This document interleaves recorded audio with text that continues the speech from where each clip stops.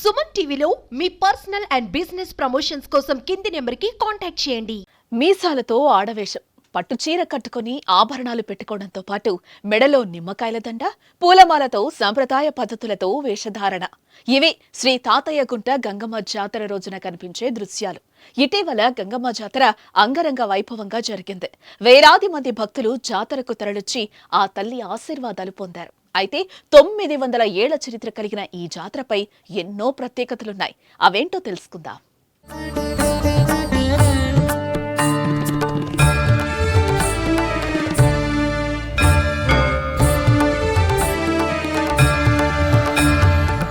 గంగమ్మ జాతర ప్రతి ఏడాది మే నెలలో 7 రోజుల పాటు జాతర నిర్వహించడం ఆనవాయితీగా వస్తోంది. గంగమ్మ జాతరను తిరుపతి పులిమేరలోని అవిలాల నుంచి కైకాల కులపెద్దల చాటింపుతో గంగమ్మ జాతర ప్రారంభమవుతుంది. ఈ జాతరలో భాగంగా ఉదయం అమ్మవారి విశ్వరూప స్థూపానికి పసుపు, కొబ్బరి నీళ్లు, పంచామృతాలతో అభిషేకం నిర్వహిస్తారు.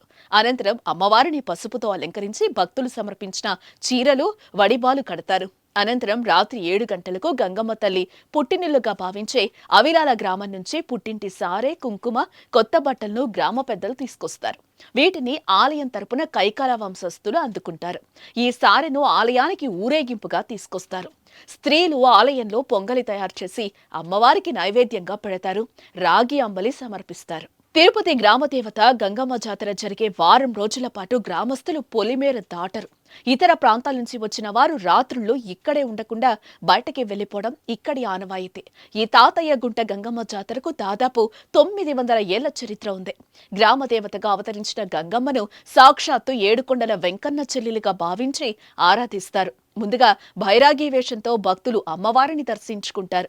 మొదటి రోజున బండవేషం, రెండో రోజున తోటిమేషం, మూడో రోజున దొరవేషం, నాలుగో రోజున మాతంగి వేషం, ఐదవ రోజున సున్నపు కుండలు, ఆరవ రోజున గంగమ్మకు చప్పర కార్యక్రమం నిర్వహిస్తారు. అనంతరం చివరి రోజున విశ్వరూప దర్శనం తర్వాత చెంప నరికే కార్యక్రమంతో జాతర ముగుస్తుంది.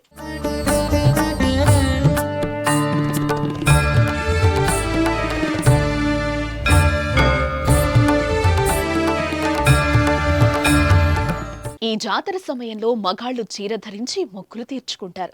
ఇలా వారం రోజుల పాటు విచిత్ర వేషధారణతో అమ్మవారిని దర్శించుకోవటం ప్రతి ఏటా ఆనవాయితీగా వస్తోంది. ఇలా చేయటం వల్ల అమ్మవారు తమ కోరికలు తీరుస్తుందని భక్తులు నమ్ముతారు. 100 ఏళ్ల నుంచి ఈ ఆచారం కొనసాగుతోంది. గంగమ్మ తల్లికి టీటీడీ నుంచి సారె అందుతుంది.